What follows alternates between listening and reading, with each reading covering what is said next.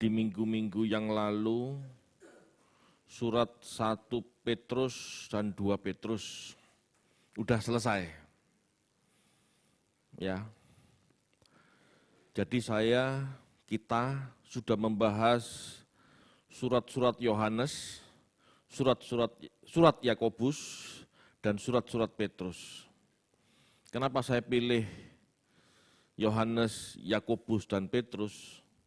Karena di Perjanjian Baru dikatakan ketiga pribadi ini adalah soko guru jemaat. Paham ya, soko guru jemaat? Soko guru jemaat itu artinya tiang penopang gereja. Merekalah yang memimpin dan meletakkan dasar-dasar pengajaran. Sudah selesai. Lalu mau ngapain? Nah, minggu depan kita akan membahas surat Roma. Ya, kita akan belajar tentang surat Roma. Paulus memang bukan soko guru jemaat, tapi dia penulis surat terbanyak di dalam Perjanjian Baru. Itu perlu kita perhatikan juga, ya. Berarti pemikiran-pemikiran, teologi, doktrin Paulus itu sangat mempengaruhi kekristenan. Ya. Berarti kita punya 4 nanti. Ya. Mungkin yang lain juga, tetapi fokus kita ini Yohanes, Yakobus, Petrus. Minggu depan kita mulai Roma. Ya, sebetulnya Roma sudah saya siapkan beberapa waktu yang lalu, cuman saya mau urut gitu ya. Nah, hari ini ada jeda ya. Jadi saya mau khotbah tematik. Tema malam hari ini tentang belas kasihan. Oke. Bukan eksposisi, tetapi tematik.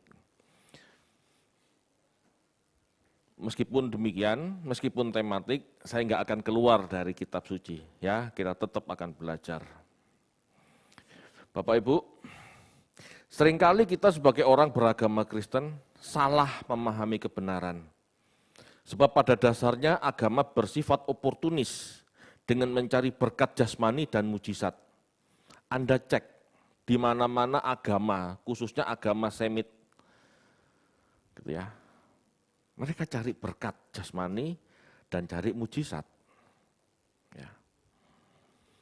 Khususnya kekristenan yang lahir dari agama Yahudi, Anda lihat ciri-ciri agama Yahudi. Taat berkat, tidak taat kutuk. Wah, itu. Mengharapkan mujizat, mengharapkan nabi seperti Musa. Gitu ya. Itu ciri-ciri agama Yahudi khususnya. Agama bersifat oportunis. Bagaimana bertuhan untuk hidup lebih baik di dunia ini. Itu agama.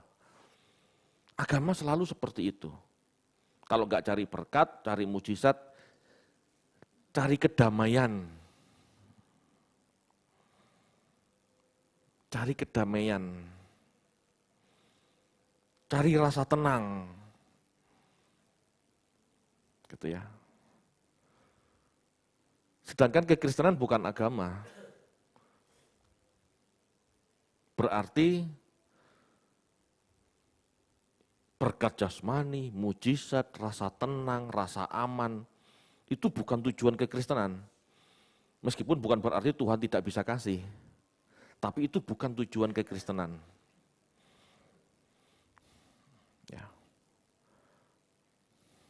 Kekristenan adalah jalan hidup bagaimana segambar dan serupa Allah. Yang memberi matahari, memberi hujan kepada semua orang. Kekristenan adalah jalan hidup bagaimana manusia bisa segambar dan serupa Allah. Ciri utama Allah, Dia memberi hujan, memberi matahari kepada orang benar maupun orang jahat. Artinya apa Bapak Ibu? Fokus kekristenan menjadi segambar dan serupa Allah dalam kasih. Dalam kasih yang enggak pilih-pilih. Itu sebabnya Tuhan mengajarkan yang utama adalah kasih. Kasihlah Allahmu, dan yang kedua yang sama dengan yang pertama, kasihlah sesamamu manusia. Jadi kalau gereja tidak mengajarkan kasih itu aneh. Kekristenan adalah jalan hidup kasih. Di Matius 5 ya, ayat 48 dikatakan, hendaklah kamu sempurna seperti Bapamu di sorga sempurna. Kalimat ini dalam konteks, kalau Anda baca ayat 38 sampai 48, Tuhan menuntut kesempurnaan seorang Kristen secara khusus dalam hal kasih. Dalam hal kasih. Bukan sempurna dalam hal lain, Pak, dalam segala hal. Kalau bisa segala hal, tapi fokuslah dalam kasih. Karena sifat Allah yang utama, kasih. Kita baca yuk. Ayat 38 sampai 48. Matius 5 ayat 38 sampai 48. Kamu telah mendengar firman, mata ganti mata dan gigi ganti gigi. Tetapi aku berkata kepadamu, janganlah kamu melawan orang yang berbuat jahat kepadamu, melainkan siapapun yang menampar pipi kananmu, berikanlah juga pipi kirimu. Dan kepada orang yang hendak mengadukan engkau karena mengingini bajumu, serahkanlah juga jubahmu. Dan siapapun yang memaksa engkau berjalan sejauh 1 mil, berjalanlah bersama dia sejauh 2 mil. Berilah kepada orang yang meminta kepadamu, dan janganlah menolak orang yang mau meminjam daripadamu. Kamu telah mendengar firman, kasihilah sesamamu manusia dan bencilah musuhmu. Tetapi aku berkata kepadamu, kasihilah musuhmu dan berdoalah bagi mereka yang menganiaya kamu. Karena dengan demikianlah kamu menjadi anak-anak Bapamu yang di surga, yang menerbitkan matahari bagi orang yang jahat dan orang yang baik, dan menurunkan hujan bagi orang yang benar dan orang yang tidak benar. Apabila kamu mengasihi orang yang mengasihi kamu, apakah upahmu? Bukankah pemungut cukai juga berbuat demikian? Dan apabila kamu memberi salam kepada saudara-saudaramu saja, apakah lebihnya daripada perbuatan orang lain? Bukankah orang yang tidak mengenal Allah pun berbuat demikian? Karena itu haruslah kamu sempurna, sama seperti Bapamu yang di surga adalah sempurna. Bisa dipahami ya Bapak Ibu? Dari ayat 38 sampai 47, itu aplikasi tentang kasih. Aplikasi bagaimana seseorang memperlakukan sesamanya dengan kasih. Ayat terakhir, hendaklah kamu sempurna seperti Bapa di surga. Sempurna dalam hal apa? Kasih. Enggak pilih-pilih. Kasih itu enggak pilih-pilih. Kasih itu tidak memandang muka. Amin. Tuhan menuntut kasih. Masalahnya kasih itu apa? Ya. Banyak orang masih belum paham, meskipun sudah dituntun dengan contoh-contoh aplikatif 9-10 ayat tadi. Ya, kita akan perjelas malam ini. Kita baca lagi yuk, Matius 9 ayat 13.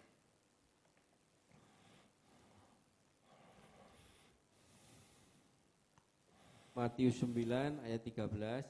Jadi pergilah dan pelajarilah arti firman ini. Yang ku kehendaki ialah belas kasihan dan bukan persembahan. Karena aku datang bukan untuk memanggil orang yang benar, melainkan orang berdosa. Ya, perhatikan. Yang ku kehendaki ialah belas kasihan, bukan persembahan. Yang ku kehendaki ialah belas kasihan dan bukan persembahan. Ini bukan bicara persembahan enggak perlu, tetapi fokus kekristenan adalah kasih. Fokus kekristenan adalah belas kasihan. Ya. Kasih itu kasih terhadap saudara, filos, gitu ya. kasih terhadap semua orang, itu agape. Bagaimana orang bisa punya philos dan agape? Kalau orang itu bertindak. Kalau orang itu melakukan sesuatu untuk sesamanya. Itu kasih. Yang kukendaki ialah belas kasihan. Dari belas kasihan itu, orang tampak memiliki kasih atau tidak. Nah, belas kasihan di sini bahasa aslinya eleos. Ya, eleos. Eleos itu diartikan simpati. Ya, eleos diterjemahkan sebagai belas kasihan. Eleos menekankan tindakan yang dihasilkan dari belas kasihan. Ya, eleos menekankan tindakan yang dihasilkan dari rasa belas kasihan. Seseorang tidak akan bisa bersikap philos atau agape pada sesamanya jika tidak punya simpati, jika tidak punya tindakan kasih.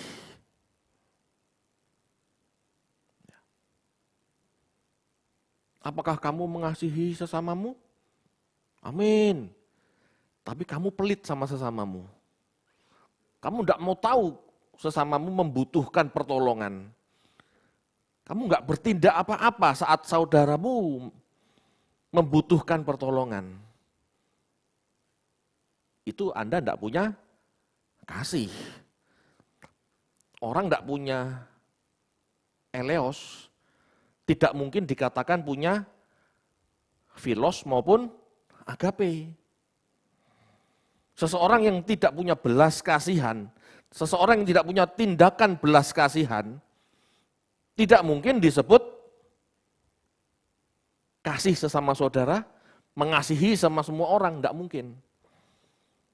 Karena tidak ada tindakannya, tidak ada konkretnya. Bisa dipahami?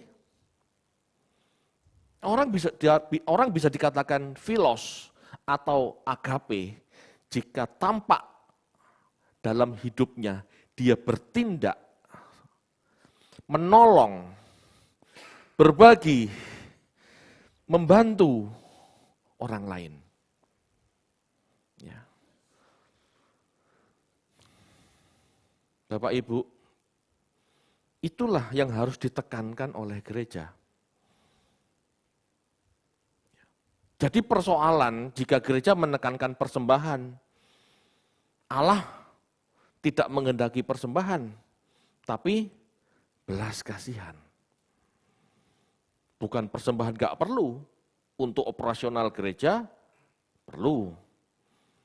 Tetapi lebih dari itu, orang harus punya tindakan kasih, tindakan nyata untuk mengasihi. Ya. Jadi persoalan jika gereja menekankan persembahan, buah sulung, perpuluhan, atau apapun, itu jelas merupakan kesalahan. Tuhan Yesus menekankan belas kasihan. Ya, Tuhan Yesus menekankan belas kasihan. Mari kembangkan hati yang mudah tergerak belas kasihan. Ayo kembangkan. Aku dari sananya enggak punya belas kasihan, Pak. Aku ini raja tega. Itu sama dengan orang ngomong, Pak dari sananya saya bodoh, Pak. Itu sama. Apakah bodoh bisa dirubah? Bisa kalau mau belajar. Apakah raja tega bisa diubah? Bisa kalau mau belajar. Tergantung kemauan Bapak Ibu. Sebab pada dasarnya manusia lahir itu kertas kosong. Meskipun dari orang tua punya DNA, betul, ada kecenderungan, betul. Tapi kan kertas kosong itu belum dicoret, belum ditulisi. Kita yang harus meletakkan tulisan-tulisan dasar-dasar dengan benar. Dulu saya juga raja tega Bapak Ibu. SD itu saya kalau adik saya ngomong sama saya, Adik saya ini kalau manggil saya dulu itu Nyo. Nyo, koncoku nantang gelut, gak wedi ambek awakmu, gitu ya. Pulang sekolah, langsung tak hadang, langsung gepuan, betul. Langsung gepuan. Raja tega, apakah itu tidak bisa diubah? Bisa lah. Ya, bisa. Meskipun saya sekarang ikut boxing gitu ya, bukan berarti saya raja tega. Dari pengertian kan saya sudah tahu, ini olahraga, raja tega itu masalah emosi, masalah kecenderungan yang harus dibatasi. Orang kan semakin dewasa semakin bisa. Pak itu kan roh kekerasan, bukan. Roh kekerasan itu kalau kamu emosional, kamu terus-terusin gitu ya, kamu lampiaskan itu roh kekerasan. Beda. Bisa berubah. Dulu saya raja tega Bapak Ibu. Saya dulu pernah tinggal di sebuah rumah di belakang. Itu ya. Nah, di belakang itu sering ada kucing ribut, kucing kawin. Tahu ya? Tahu suaranya kucing kawin enggak? Wow, wow, wow. Nah, orang lagi tidur kayak begitu. Saya ambilkan tembak angin, saya tembak. Besok pagi tukang sampah melihat ada kucing mati. Raja tega dulu saya. Tapi besar-besar setelah mengerti kebenaran gitu ya, saya mikir iya ya. Apa perlunya begitu? Tak siram air kan selesai sebetulnya ya. Orang bisa berubah Bapak Ibu. Ya, orang bisa berubah. Kalau nggak bisa berubah, ya buat apa Tuhan mengajar? Buat apa pendidikan diadakan? Amin. Orang bisa berubah. Tergantung kemauan. Orang bisa munculkan kasih jika memang mau. Enggak Pak, aku memang pelit dari sononya, enggak bisa berubah. Ya berarti enggak mau. Kalau mau, dia akan paksakan dirinya untuk tidak pelit, untuk mau berbagi, untuk mau merasakan kesusahan orang lain. Sebetulnya gampang kok memunculkan belas kasihan itu. Kalau Anda melihat contoh-contoh yang mengenaskan, yang melas gitu ya, apa ya maksudnya? Yang memelas gitu, apa namanya memelas tuh? Contoh-contoh yang mengharukan gitu ya. Coba posisikan diri Anda di orang itu. Coba bayangkan kalau Anda jadi orang itu. Yang tidak bisa makan, yang tidak bisa ngasih uang kepada anaknya untuk sekolah, yang tidak bisa membiayai keluarganya, yang cacat, yang terbelakang. Posisikan Anda di tempat itu. Pelan-pelan tapi saya percaya, Anda akan bisa menghayati itu. Dan saat Anda bisa menghayati itu, Anda bisa berubah.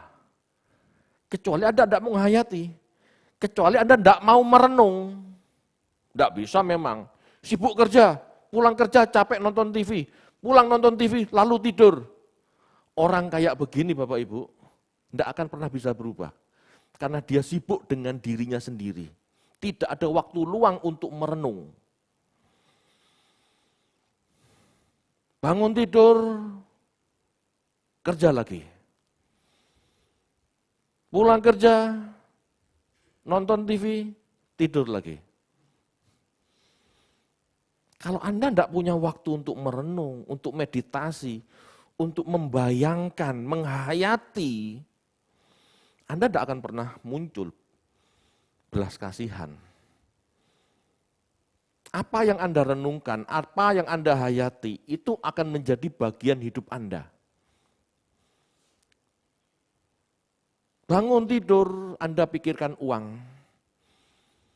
Nonton TV, lupa sejenak, mau tidur, mikirkan uang lagi. Bahkan saat tidur Anda mimpi uang.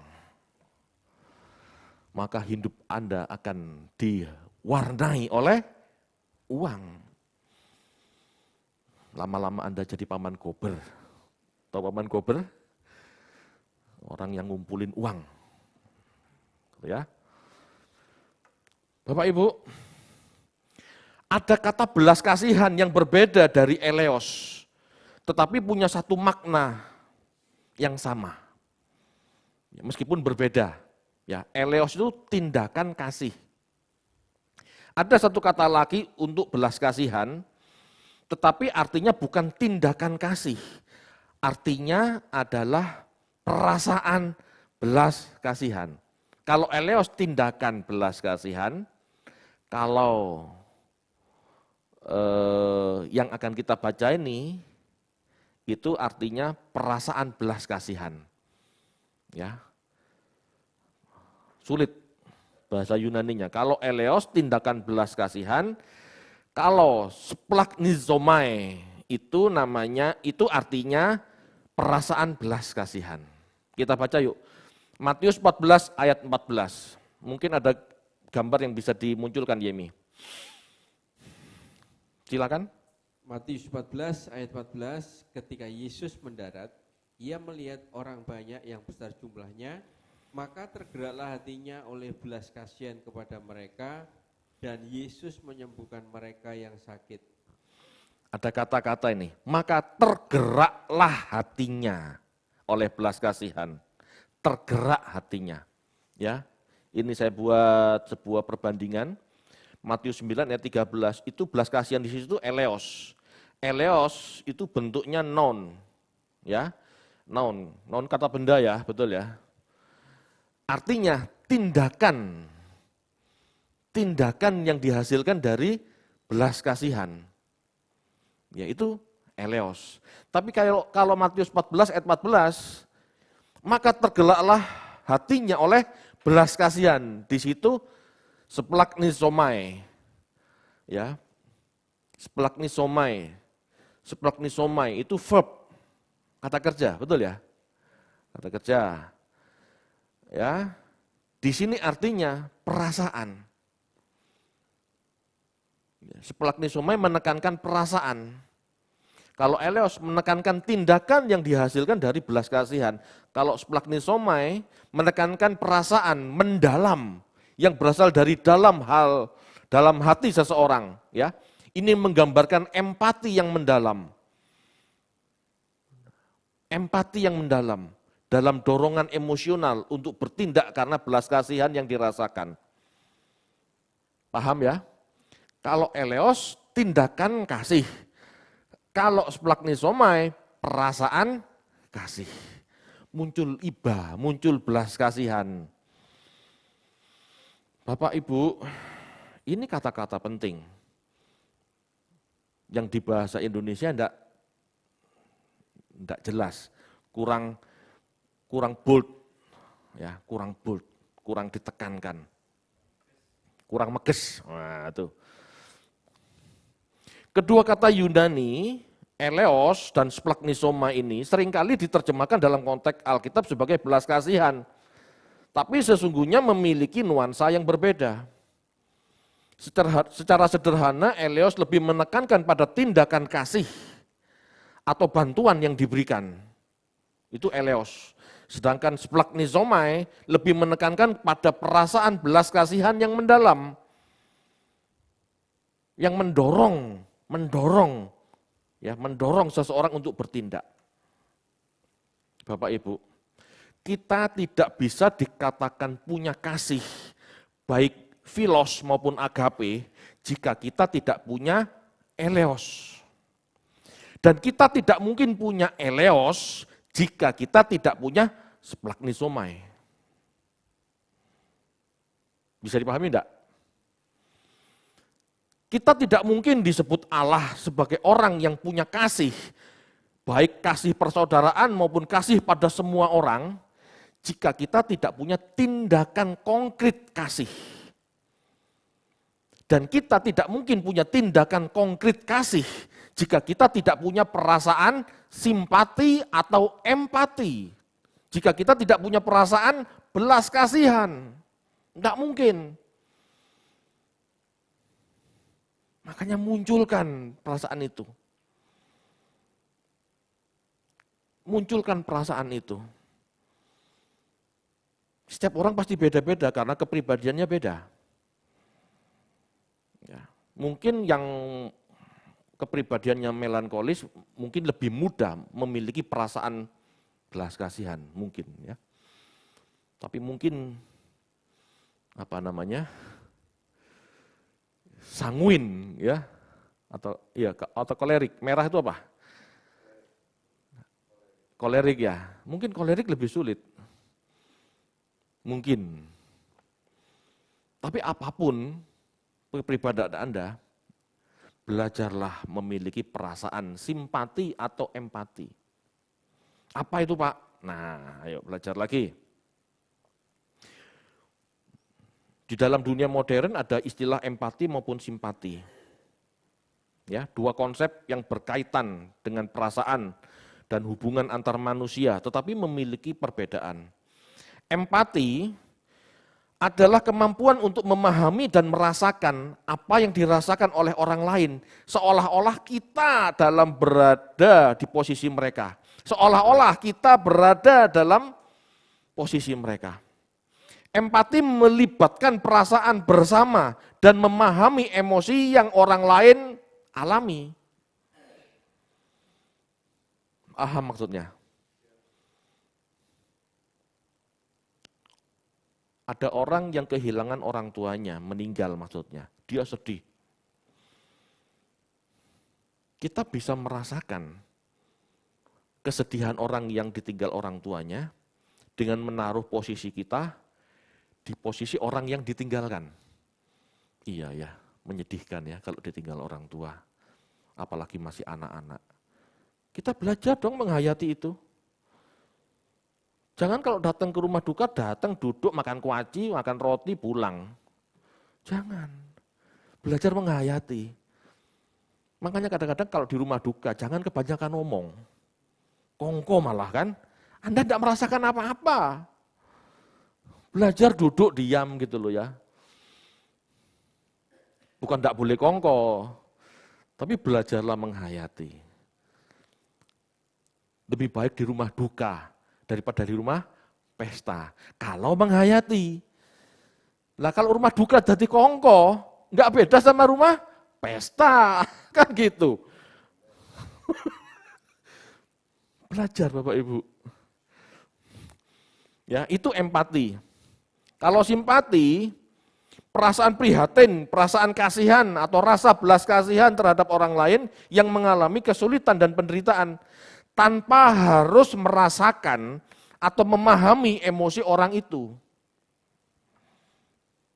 Itu kasihan ya orang miskin, pengemis di jalan. Itu kan umum. Nah kalau hal-hal umum gitu jarang kita biasanya menempatkan diri pada pengemis.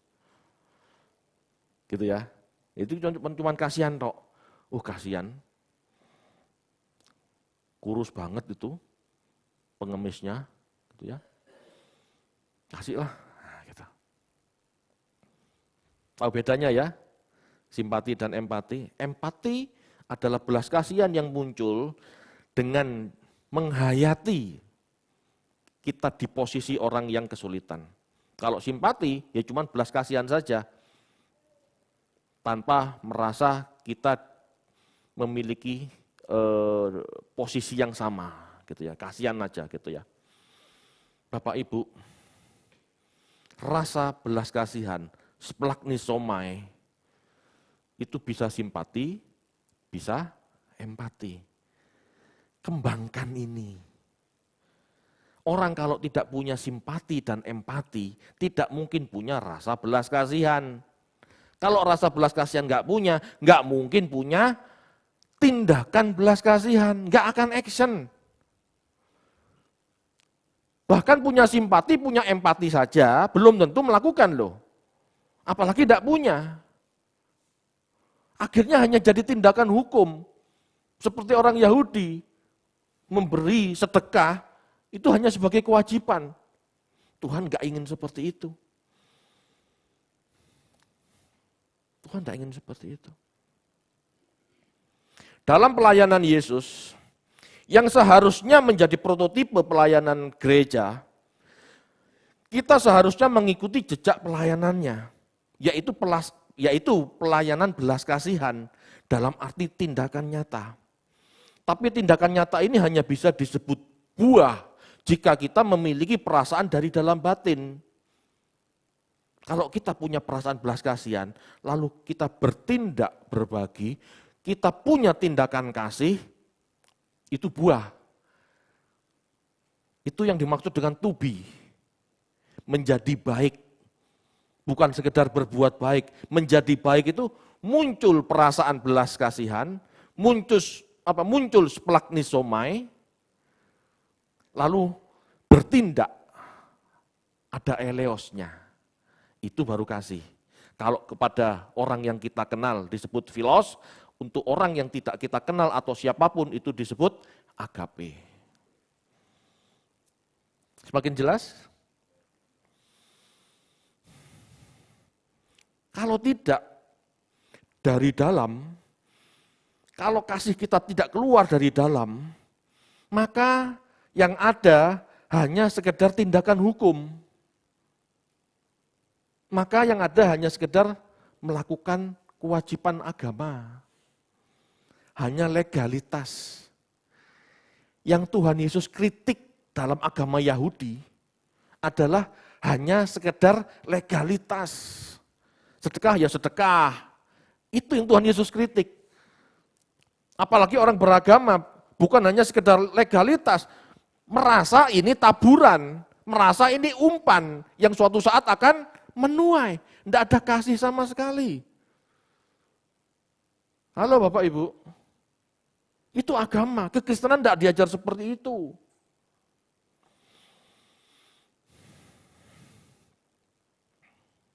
Kita baca yuk. Matius 9 ayat 35 sampai 36.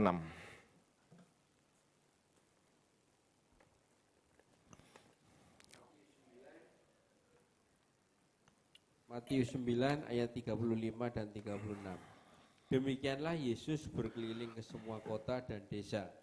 Ia mengajar dalam rumah-rumah ibadat dan memberitakan Injil Kerajaan Surga, serta melenyapkan segala penyakit dan kelemahan. Melihat orang banyak itu, tergeraklah hati Yesus oleh belas kasihan kepada mereka, karena mereka telah lelah dan terlantar, seperti domba yang tidak bergembala. Ya, di situ dikatakan, tergeraklah hati Yesus oleh belas kasihan. Ini splagnisomai. Sama dengan kata yang tertulis di Matius 14 ayat 14. Jadi Bapak Ibu, di Matius 14 ayat 14, sebelum Yesus melakukan mujizat, betul ya? Sebelum Yesus melakukan mujizat, sebelum Yesus menyembuhkan, di Matius 14 ayat 14, dia dimulai dari tergeraklah hatinya. Betul ya? Lalu di Matius 9 ayat 35 sampai 36, Yesus tergerak pula hatinya oleh belas kasihan. Dia tergerak hatinya, splagnisomai. Ya. Splagnisomai. Jadi Bapak Ibu, tindakan penyembuhan, tindakan mujizat, tindakan memberi makan selalu dimulai dari splagnisomai. Selalu dimulai dari perasaan simpati dan empati melihat orang. Kalau Anda tidak punya perasaan simpati atau empati kepada orang, Anda tidak mungkin bisa jadi seperti Yesus. Tidak mungkin. Halo Bapak Ibu. Bisa dipahami enggak? Munculkan perasaan ini. Jangan cuma munculkan perasaan nangis, terseduh-seduh, terharu di gereja saat penyembahan. Itu enggak ada artinya, memompa emosi. Tapi belajarlah memaksimalkan perasaan Anda saat Anda melihat kesusahan orang lain. Itu berharga di mata Allah. Dari cuma nangis-nangis, ngumbel-ngumbel, tidak ada artinya itu. Tanpa Anda bertindak, tidak ada artinya. Ya. Saya ngomong begini bukan berarti anti nangis. Kalau mau nangis, nangis saja. Tapi maksudnya jangan dibuat-buat. Perasaan haru biru saat penyembahan itu tidak usah dimodifikasi, tidak usah ditumbuh kembangkan, biasa saja. Itu alami saja. Yang perlu dikembangkan, kembangkan perasaan kasih pada orang. Kembangkan perasaan kasih kepada sesama. Karena apa yang kita lakukan terhadap sesama, kita lakukan untuk Tuhan. Itu yang berharga. Kalau Anda cuma mengembangkan perasaan emosional saat penyembahan, pulang keluar gereja, lego, cuman itu yang Anda dapat. Anda tidak akan terbentuk menjadi orang yang penuh kasih, tidak akan. Menjadi orang aneh yang iya. Dikatakan tergeraklah Yesus, ya tergeraklah hati Yesus oleh belas kasihan. Ya. Pada saat apa Yesus muncul belas kasihan di ayat ini? Jelas dikatakan saat ia mengajar di rumah-rumah ibadat. Saat ia melenyapkan segala penyakit dan kelemahan. Dalam pelayanan Bapak Ibu, tumbuh kembangkan splagnisomai. Dalam pelayanan, dalam berjemaat, dalam berkomunitas, dalam berhubungan sosial, kembangkan perasaan belas kasihan, kembangkan simpati dan empati. Yesus memiliki belas kasihan melihat orang-orang dalam pelayanannya. Ini artinya penggembalaan atau gereja sesungguhnya wadah untuk menyalurkan belas kasihan. Penggembalaan atau gereja bukan untuk membangun gereja besar, apalagi membangun rumah pendeta besar, tidak.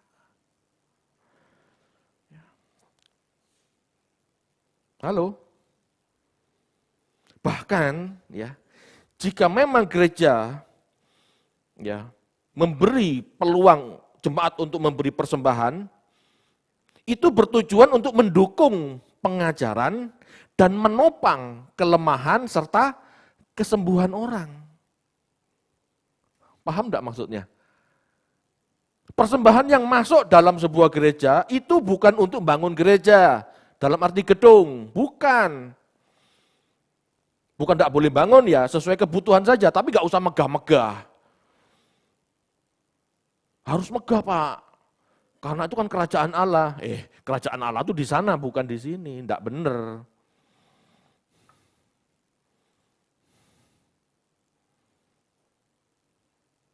Amin Bapak Ibu. Makanya kita enggak pernah bingung bangun gedung. Besok kalau ada rezeki punya uang ya bangunlah, enggak masalah. Tetapi selama tidak ada, ini aja cukup. Papan. Apa namanya? Kalsiport. Enggak masalah. Yang penting otak Anda, batin Anda, mental Anda diperbaiki. Itu yang penting. Persembahan yang masuk bukan untuk pribadi pendeta. Bukan.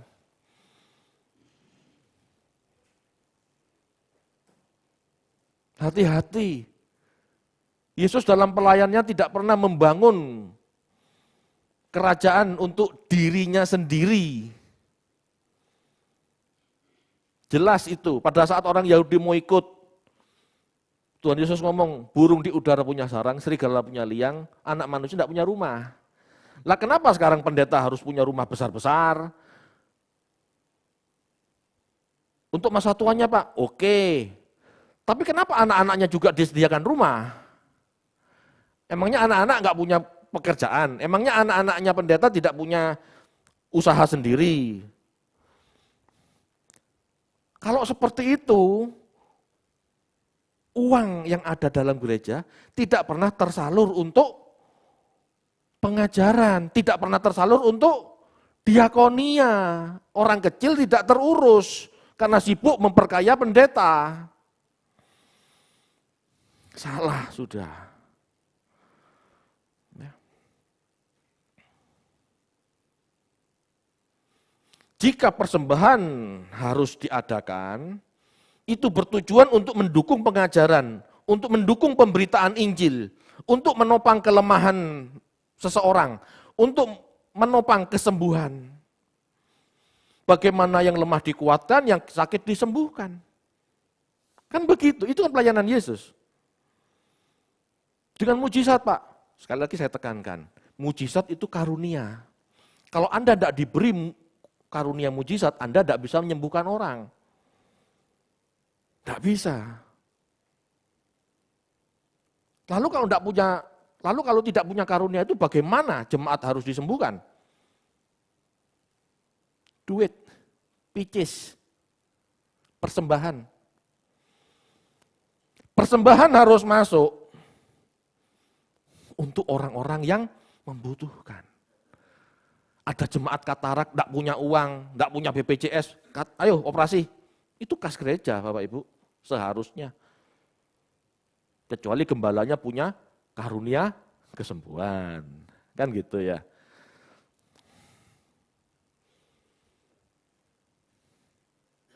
Kadang-kadang saya mikir, kenapa gereja tidak mau keluar uang untuk jemaatnya yang miskin? Untuk pengobatan, untuk kelemahan-kelemahan tubuhnya. Kenapa gereja cuma bisa mendoakan saja? Seolah-olah setiap pendeta yang mendoakan punya karunia kesembuhan. Padahal jelas-jelas gak punya. Iya Pak, murah, meriah, kan lebih enak doa daripada kas keluar. Kadang-kadang saya berpikir seperti itu. Betapa jahatnya gereja kalau seperti itu. Kecuali kas gereja tidak ada ya, tidak punya, ya sudah. Tetapi seharusnya kalau kas gereja ada, untuk itu. Pelayanan Yesus untuk itu, pelayanan Yesus itu. Pelayanan Yesus mengajar, memberitakan Injil, dan menyembuhkan. Menolong kelemahan-kelemahan orang yang ditemuinya. Ayo, dua itu jadi fokus gereja kita. Gereja kita sudah ke arah yang benar sebetulnya Bapak Ibu. Cuman ini saya mau negasin lagi. Tolong uang kas jangan dibuat yang aneh-aneh selain untuk keselamatan dan kesembuhan orang. Saya bersyukur orang-orang di sini ya tim musik bawa alat musiknya sendiri. Saya bersyukur. Yang beli cuma satu, ya karena yang lama dipakai pemiliknya. Tidak apa-apa. Tapi kita tidak fokus sama alat-alat musik. Saya bersyukur dengan gereja ini. Kenapa? Karena uang persembahan lebih penting untuk mengajar, untuk mengubah pola pikir, untuk mengubah kehidupan orang miskin yang butuh ditolong. Amin Bapak Ibu. Bisa dipahami?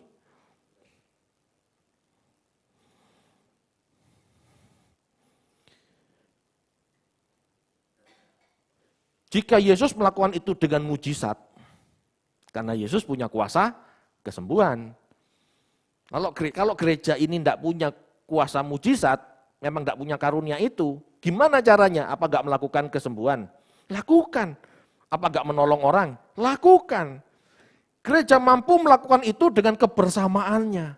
Saling tolong menolong, saling menopang. Makanya gereja ini perlu memiliki perasaan belas kasihan. Kalau punya perasaan belas kasihan, punya kedewasaan yang sama, bisa rapat, bisa memutuskan dengan tepat. Untuk bantu orang Pak ini mau operasi, untuk bantu orang Pak ini lagi kesusahan, anaknya tidak bisa sekolah, bantu. Itu loh gereja jadi berkat. Bukan cuma bisa nyanyi, sekali lagi bukan nyanyi tidak boleh ya, tapi kalau fokus gereja keluar uang hanya untuk beli sound, beli alat musik, beli lighting, beli banner buat begini begitu, buat apa? Dampaknya apa? Enggak ada, itu cuma emosional. Paham enggak maksudnya? Ayo, yang tepat sasaran. Kita enggak mau jadi gereja pada umumnya yang hanya selebrasi, tidak. Ya.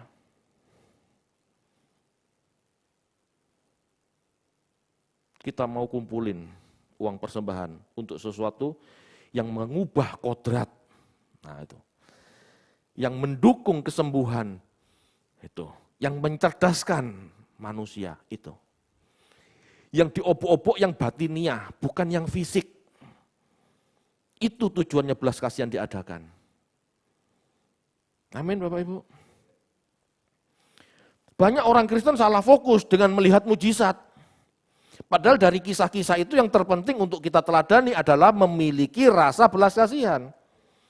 Orang Kristen selama ini salah melihat fragmen-fragmen kisah-kisah Yesus, salah. Yang dilihat cuma mujizat. Salah.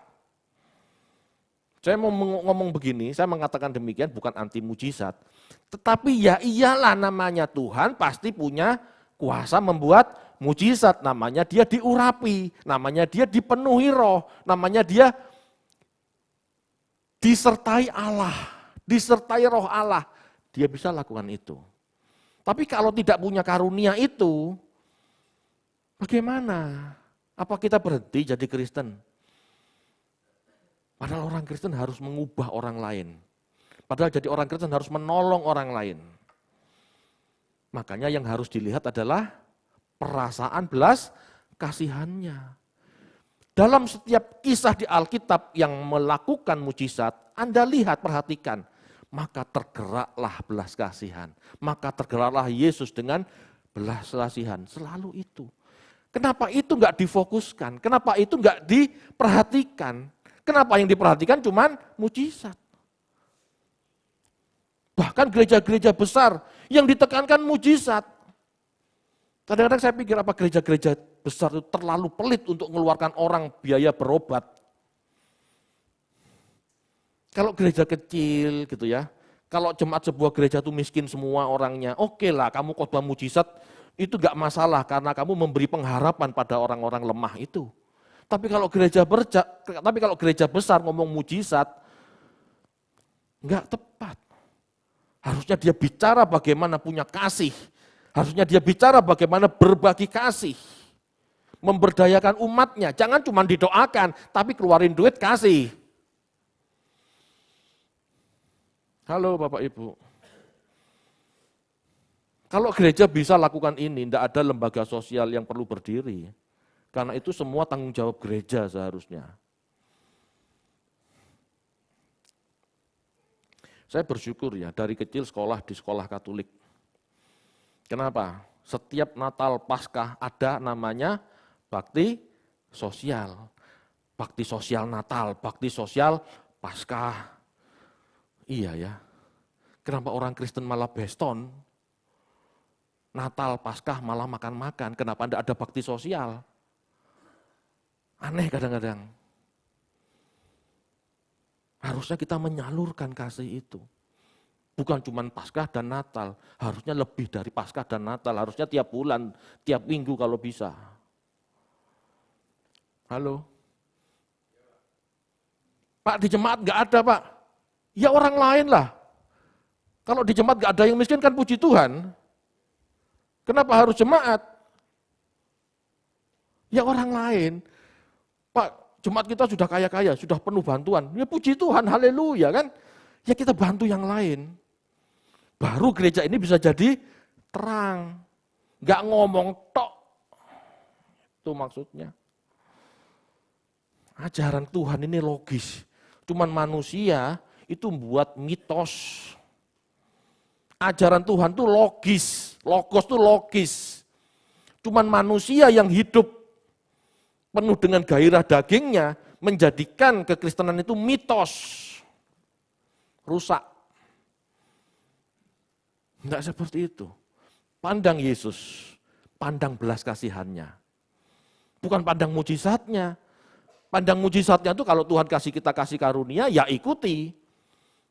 Bahkan Bapak Ibu, jika kita punya karunia kesembuhan, jika kita punya karunia mujizat, kalau Anda tidak punya belas kasihan, kalau Anda tidak punya splagnisomai, Anda tidak mungkin juga bergerak untuk menyembuhkan orang kok. Tidak mungkin. Bahkan bisa-bisa jadi Anda buat KKR. Hadirlah KKR, kuasa Allah. Jadi ajang cari ngetop. Tidak usah gitu, kenapa sih? Jadi pendeta kalau punya kuasa kesembuhan, pergi aja ke rumah sakit, itu doakan orang satu-satu pasti sembuh kan? Ngapain harus buat KKR? Kok kepengen ngetop banget rasanya? Bukan saya ngomong begini, bukan KKR nggak boleh. Tetapi kenapa? Gitu ya.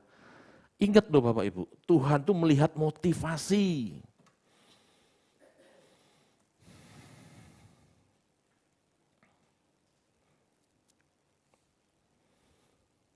Bapak Ibu,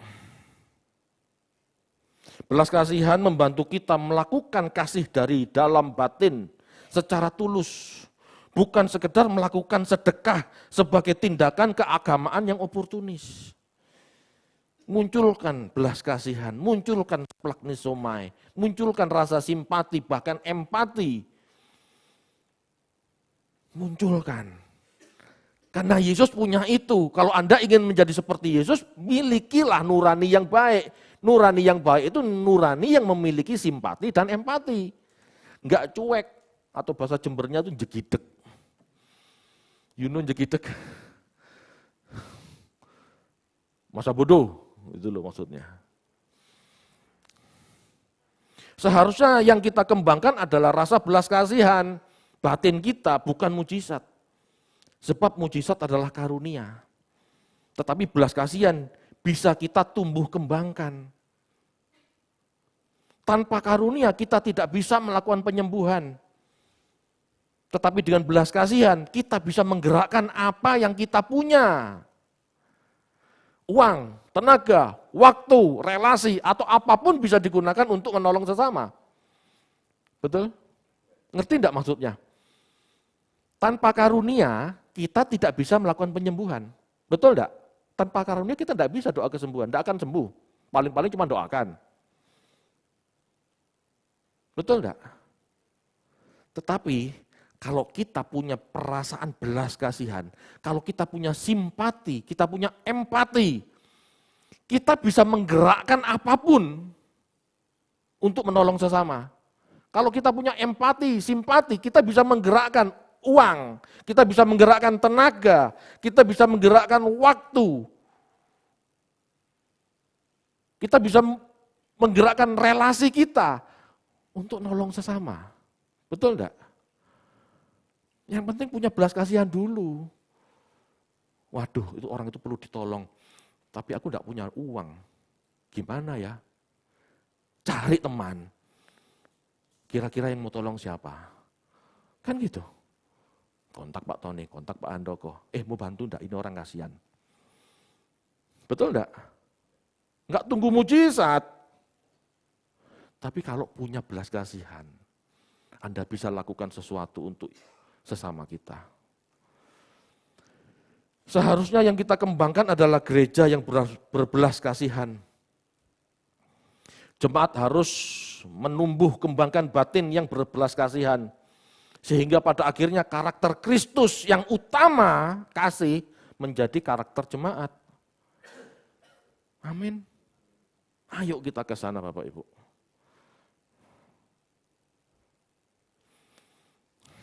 Menyedihkan dunia Kristen sekarang. Ya, sangat menyedihkan dunia Kristen sekarang. Pendeta banyak yang tidak memiliki kepekaan sosial, punya villa, punya mobil mewah, punya jam tangan, Casper mahal, gitu ya. Tetapi banyak jemaat yang tidak tertolong. Tetapi banyak jemaat yang terlunta-lunta. Bisanya cuma mendoakan, nggak keluar duitnya. Kenapa? Salah memahami kebenaran. Salah memahami kebenaran. Kita harus menumbuh kembangkan karakter Kristus, yaitu belas kasihan. keindahan batin, itu yang dicari Tuhan. Jangan fokus hal-hal spektakuler yang sifatnya jasmania. Itu malah merusak batin. Orang punya karunia kesembuhan tuh bagus, baik, enggak salah.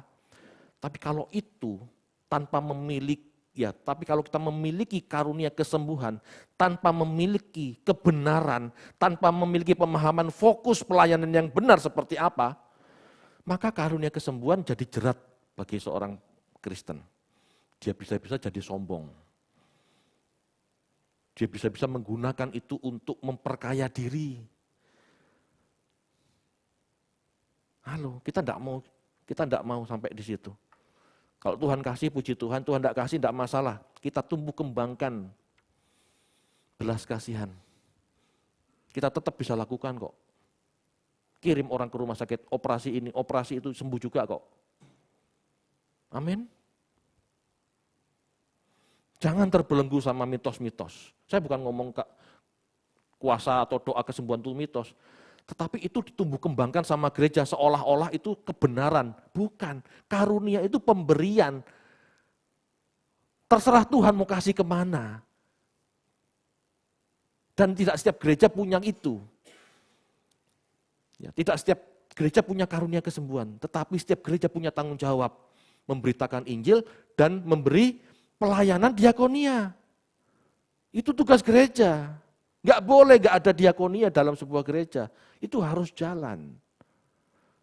Tuhan katakan, orang-orang miskin akan selalu ada padamu. Halo? Sadar enggak itu? Maksudnya apa? Tuhan Yesus akan menitipkan orang-orang miskin pada kita. Ayo fokus ke situ. Simpati, empati tanpa tindakan kasih yang nyata adalah omong kosong.